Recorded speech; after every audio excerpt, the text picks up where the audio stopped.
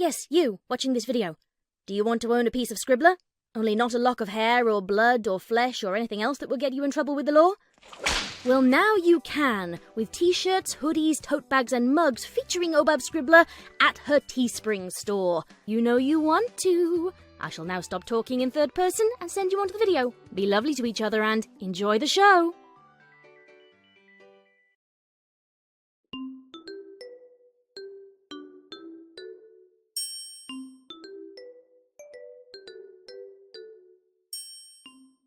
And, well, you see, I mean, Princess, your highness. Well, if you would. Princess Celestia stifled a yawn. She wasn't sure how long the gray unicorn in front of her had been babbling. There was a reason she ran day court, not night court. Celestia was almost beginning to feel sorry for her sister, but not quite. She was still a bit peeved that Luna had left her to take over for the night. If you take a look at paragraph 15, subsection C, subparagraph B, it states that any pony in a single pony household earning under 20,000 bits per year is exempt from line 7 on the tax form. This is supposed to be Luna's job, she thought. At that moment, she also noticed the unicorn had stopped talking, and he was now looking up at her expectantly. Oh, what was his petition? The princess cleared her throat and put on her poker face, a millennia in the making. Thank you, my little pony.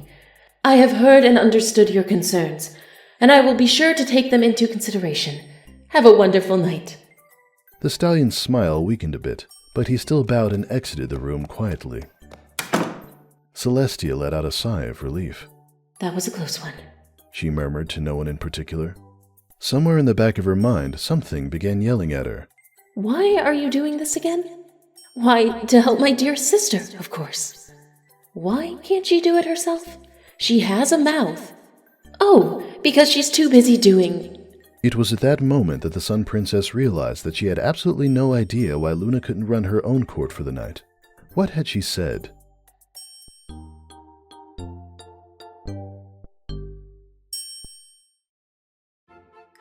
Despite the propaganda stating that breakfast was the most important meal of the day, Celestia honestly believed that that role went to dessert, especially when it was made by the royal chefs.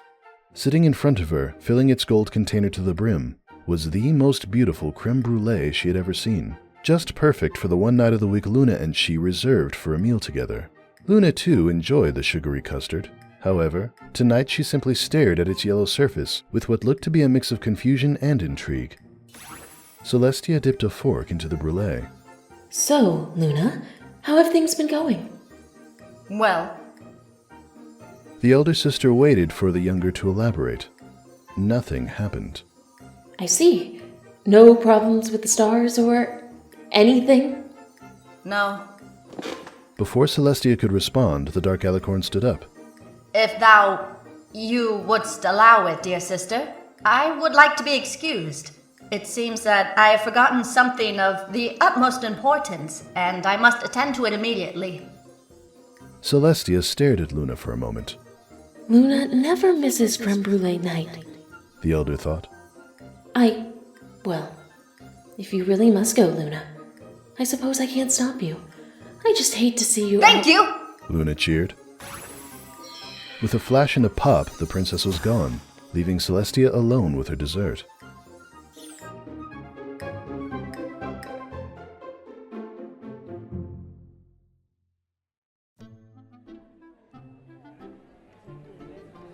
The white alicorn made a plan to visit her sister's chamber once every pony was gone. Well, she would see how tired she was before she made any rash decisions. Holding back another yawn, the princess leaned over to see just how far back the line of petitioners went. There were at least 24 more ponies of all shapes and sizes waiting to spend a moment with her dear leader. Celestia nickered as the next pony, a young yellow earth mare, took her place and bowed. This was going to be a long night.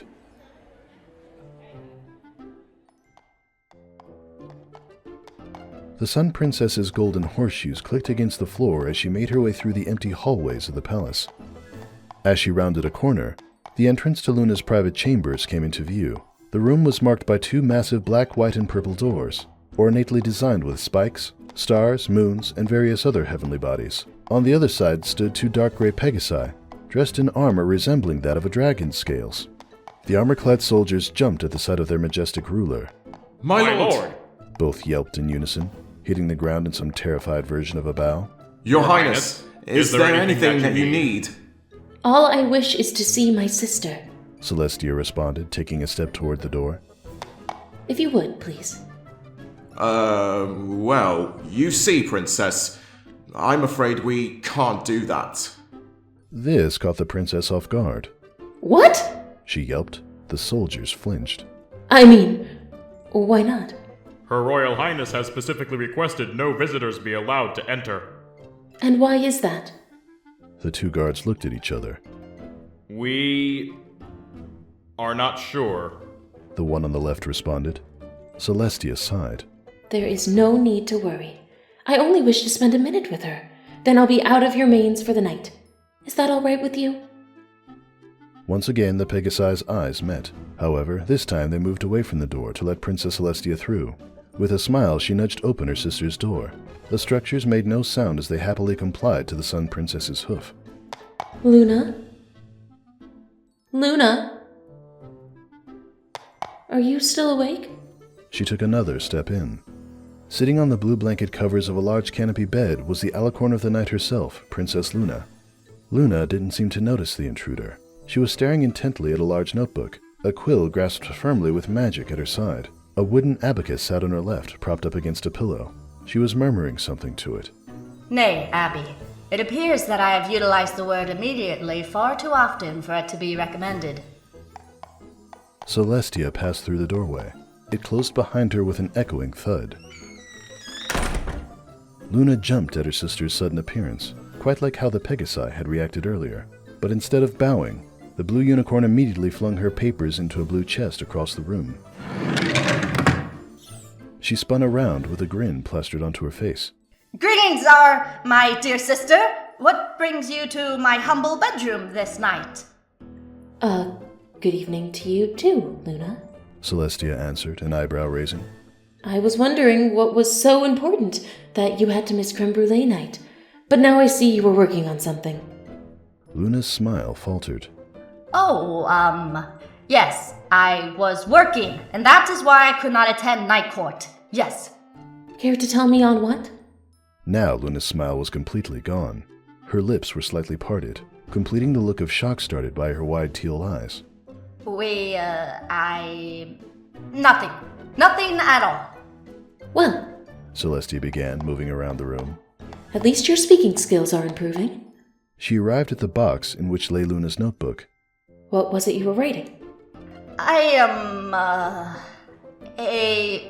letter? A letter. Luna hesitated a moment before nodding vigorously. Yes, a letter. That's it. To whom, if I may ask? Celestia allowed herself a small smile. Who, little sister? I'm waiting. That is not of your concern. What? Has the concept of privacy been completely abolished in the past 1,000 years? Luna suddenly snapped. Celestia jumped away from the chest and held her hooves up defensively. Luna's grimace faded, only to be replaced by a look of regret. Oh, sister, I apologize. I'm just a little tired is all. She walked to her sister's side and gave a small nuzzle. Please forgive me. It's fine, little Lulu. No need to be upset. Celestia cooed, returning her sister's gesture. In any case, I'm glad you're writing. Reading and writing are the best way to learn a language. Or relearn, in your case. With that, Celestia moved away from her sister and toward the doorway. Well, I'll leave you to your work. But do try to get some rest, okay? I don't want a repeat of the socks incident. The blue alicorn, still smiling, rolled her eyes. Do not worry, sister. I only wish to write a few more lines. That's good to hear. Love you. Celestia closed the door behind her. That was far too close to be comfortable, Abby. Luna murmured, floating her notebook back to the bed. Now, back to work. The fans demand it of me.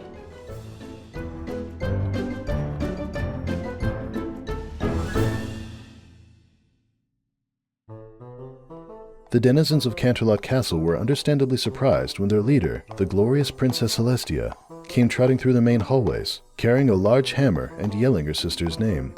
Luna! Oh, Luna! Where are you? Celestia had been ruling Canterlot for long enough that she was able to take the terrified stares she was receiving. Luna was late for their bi-weekly croquet game, and the immortal goddess of the sun was not about to play another match with the mortal Prince of Terrible, Blueblood. Eventually, her search led the Alicorn right back to the room she had visited just the other night. Unlike Luna's, these guards were used to their princess sneaking up on them, and were not even fazed at the sight of the hammer. Instead, they simply stepped aside to let Celestia through. Despite the ease of access, she had to think, Some security you are. Celestia scanned the room. Unlike the other night, it was empty. The only thing she noticed was, on a bed, a sizable wooden abacus. It was propped upright on a pillow, as if taking a nap. I don't suppose you know where my sister is, do you? The mathematical instrument offered no reply. She sighed. Of course not. Well, if you see her, tell her She stopped. It had just occurred to her she was talking to an abacus. It was the socks all over again. As Celestia silently cursed her sister, her magenta eyes scanned the rest of the large canopy bed. At this moment, she noticed that another object lay on the bed. Sitting daintily on the blue covers, the smell of smoke wafting off of it, was an unopened scroll. Was it from her student, Twilight Sparkle? Not many ponies had easy access to either dragons, or even the Inardesco spell. But yet it had a seal, something the young unicorn almost never used. And the seal wasn't a royal court one either. Instead of the usual golden horseshoe, there was a light blue quill. Instinctively, the Alicorn reached for the parchment with her magic, and just as quickly she stopped. She had no right to go through her sister's things, and especially not her mail. Mail. The word echoed in Celestia's head. She was reminded of Luna's letter, and how she had kept it a secret. The possibilities were endless. Maybe Luna had a student of her own? Maybe they were love letters? Maybe she was in love with her student. Screw privacy. I have power. Celestia yelped, snatching the scroll off the bed. With a pop, it unfurled. Celestia read, Dear Moony Maiden, your story, Element of Lust, is being tracked. Oh! But that was as far as Celestia got before the scroll burst into a pyre of blue flame. Celestia shrieked before throwing it into the air. There, it was quickly enveloped by a soft blue glow and began to drift slowly downward. Celestia spun to see where it was going, only to come face to face with her sister. We're going our chambers! Luna screamed, the royal Canterlot voice beginning to peek out. Oh, Luna, I didn't. Silence! Thy words mean nothing to us now! Leave this place and do not return!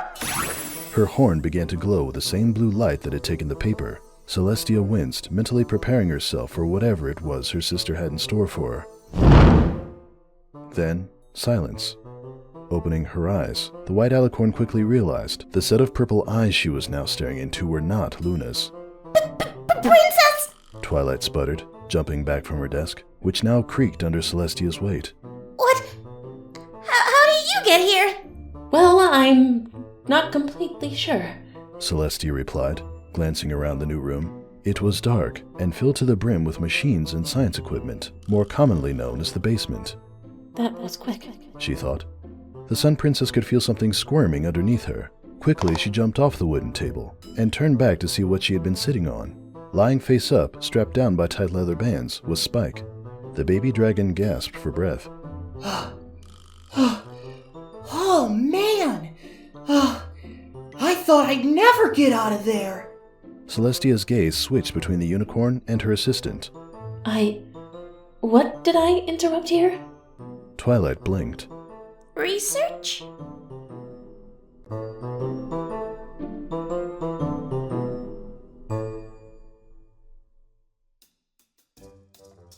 If Celestia had remembered correctly, Luna's secret letter had mentioned a story. That meant all she had to do to find said story was visit one building, the Supreme Equestrian Library. Located in downtown Canterlot, the Supreme Equestrian Library, or SEL for short, was a large marble building, almost as regal-looking as a castle itself. That day, Celestia, flanked by multiple guards, stood on the cobblestone path that led into it, staring straight into its doors. A chill breeze wafted by, sending any pony not frozen in shock at the sight of their leader in town scrambling to find someplace warm.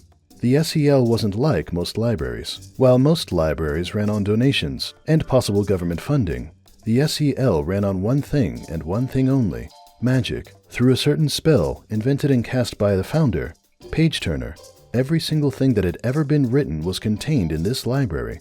Books, letters, receipts, they were all there. Celestia, as much as she hated to admit it, had no idea how the system actually worked. It was some complex spell, and that's as far as she got. It had occurred to her multiple times since its founding about 500 years ago that the process probably invaded multiple laws about privacy, and that even she was subject to its power, but the SEL was one of two things in the world she would never understand, the other being magnets. Wait here, She murmured to a guard on her left. The large doors of the library opened before her, revealing a dimly lit corridor that led to the main atrium. Ignoring the ogles and bowing ponies, Celestia made her way to the front desk. A beige unicorn stallion was flipping through the pages of a book, stopping every few moments to push his oversized glasses back up his muzzle. Celestia wasn't able to see his cutie mark from behind the desk. In a fashion highly unusual for Equestrian citizens, he didn't even seem to notice the fact that the alicorn of the day was standing approximately 2 hooves away from him. She waited for a moment. The bespectacled pony didn't look up. Another unicorn, who seemed to be a co-worker of some sort, sat next to him. However, this mare had noticed Celestia, and was trying to suppress screaming in pure terror. By the time she kicked the stallion, the pink mare was holding both her hooves to her mouth just to keep her lips closed. Bookmark, still clamping her lips shut, motioned with her eyes to the imposing white figure, standing less than a pony length away. The beige pony, for the first time, looked up. Welcome to... Princess... welcome, Princess Celestia, to our humble library. He tried to stand, most likely just so he could proceed to bow, but found trouble pushing his chair back. It had gotten caught on the ornate carpeting.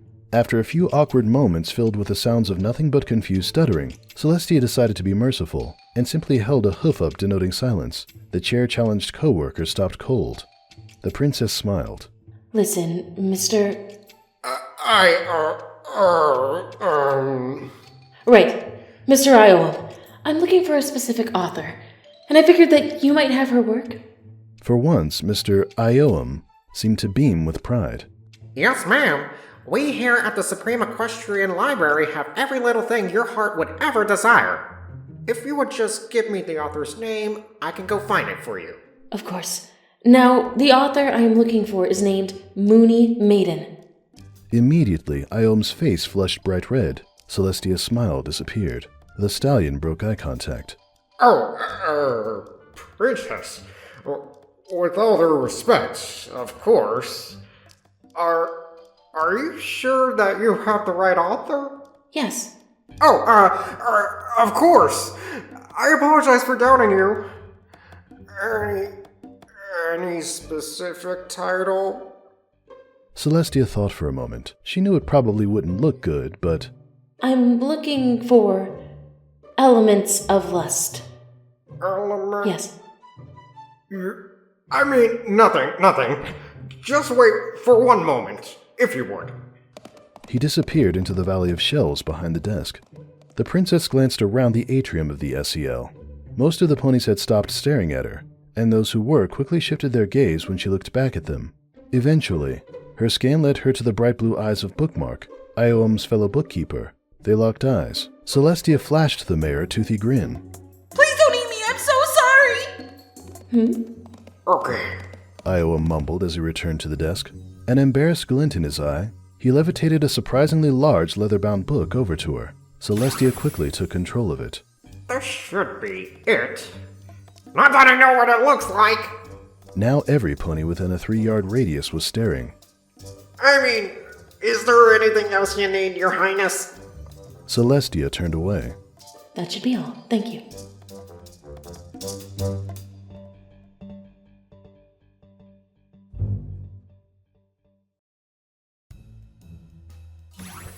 With a contented sigh, Celestia snuggled into the velvet pillows that lined her bed and levitated a mug of hot cocoa to her lips. Next to her, balanced carefully on an extra pillow, was a full plate of freshly baked oatmeal raisin cookies, her favorite. She licked away her chocolate mustache. Time to get reading. The book was bound in dark red leather, indicating that whoever had published this had to have been very wealthy. In gold lettering, the cover read, "Element of Lust, and on the bottom, Moony Maiden. The white alicorn giggled as she opened to the first page. It was a dark and stormy night. 6 full hours passed before Celestia looked up again, and when she did, she nearly jumped. Where was I? She said to herself. The book. The book. It had been interesting, to say the least. It had started out as a very simple story. It started out with an antagonist that Celestia remembered well, Tirek, the Centaur of Shadow. He had somehow been brought back to life. The details were a bit rushed at that part. In a surprise for Celestia, the main characters also happened to be ponies she knew quite well. Twilight Sparkle and her friends, the Elements of Harmony. They, of course, attempted to destroy Tirek with the elements, only to find that they were ineffective. That was when the book took a turn for the strange. Twilight found some old book that told her about a 7th element, one that was even stronger and rarer than magic, lust. So Twilight gathered up her friends, and she teaches them about this strange new element, in detail, with multiple lessons for each pony, per chapter. Compared to the learning chapters, the final battle against Tirek was nothing at all. It barely lasted a chapter, if that. It, too, was described in full detail. Even so, Celestia had to admit, it had been engaging. Maybe it was just the cocoa. But for the first time in decades, the Princess of the Sun actually felt uncomfortably warm. With a flash of her horn, the windows flew open, sending a cool breeze rushing through. That feels good. After a moment, her gaze returned to the scandalous pages of the book. Had Luna actually written this? When? More importantly, how? There were things in this story that Celestia had no idea Luna even knew about. They may have both been thousands of years old, but that didn't stop Celestia from being just a little overprotective. Not to mention the language. She needed to talk to her sister about this.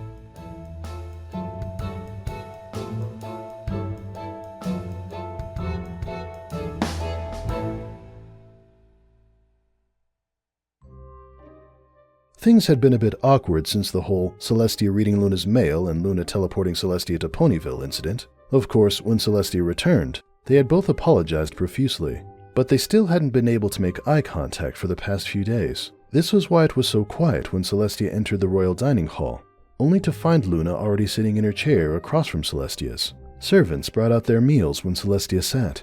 The two ate in deafening silence for a few minutes. So, Celestia began. Luna. Sister. How's life? Good, I suppose. And how is yours? Celestia daintily wiped her mouth. Fine. I just finished a very interesting book. Luna froze for a split second. I see. I honestly wasn't expecting much from something called Elements of Lust. Luna stared into her salad, the dark fur on her face having turned a deep red. Element. Ah, so you know it. Celestia said, smiling. Yes. Luna replied. She took in a deep breath. I wrote it. I figured as much. Luna, that book was very inappropriate, not to mention who it was about. Before Celestia could say any more, the dark alicorn was at her sister's hooves, prostrating herself to the older princess. Oh, my sister, I am sorry. I am aware of how wrong it was to pen such a thing, but I did it anyway. It was a moment where I was having weakness. I promise you, I shall burn every copy. Luna, breathe. I'm not angry with you. Luna sniffled. You are not? No, Luna. Even if I did object to the content a bit, your story was remarkably well written. It was? Now Luna was just gaping, still on her knees. Celestia gestured for her sister to stand. Yes, considering you're still learning modern equestrian, some parts could have been lengthened and, well, others could have been shortened a bit, and I noticed a couple of grammatical errors, but all in all, it was very good. I'm proud. You are? Of course. I've never been very good when it comes to writing. It's nice to see that one of us can do it. Luna blushed. Thank you, sister. That may be the kindest thing any pony has ever said about one of my stories. That caught Celestia off guard. You have more? Oh, do not worry. They are not as inappropriate, Luna explained, waving a hoof. Most of my stories are simply about day-to-day life. A few do not even have the elements in them. It just so happens that the one you read is my most popular. She held a hoof to her chin and looked thoughtfully at Celestia. I've always found that strange. Yes, well, Things have changed in the time you were gone. In any case, I hope you know that I fully support you. Celestia said. She stood and touched her nose to Luna's. And I hope that you'll be letting me read the rest of your work, Miss Moony Maiden. The Princess of the Night smiled and nodded. Of course, dear sister. I hate to leave you, Luna, but it took me a while to read your book. I have some work to catch up on. I'll see you later, okay? It's fine. Luna returned to her seat and let out a long sigh. I've never liked keeping secrets. Thank you for finding out. You're welcome. The white alicorn walked through the large doorway, her prismatic tail disappearing behind dark wood. Luna grinned and bit down on her alfalfa, only to be interrupted as Celestia's head popped back in. Luna, I wanted to ask you one more thing. Yes, sister? Do you take commissions?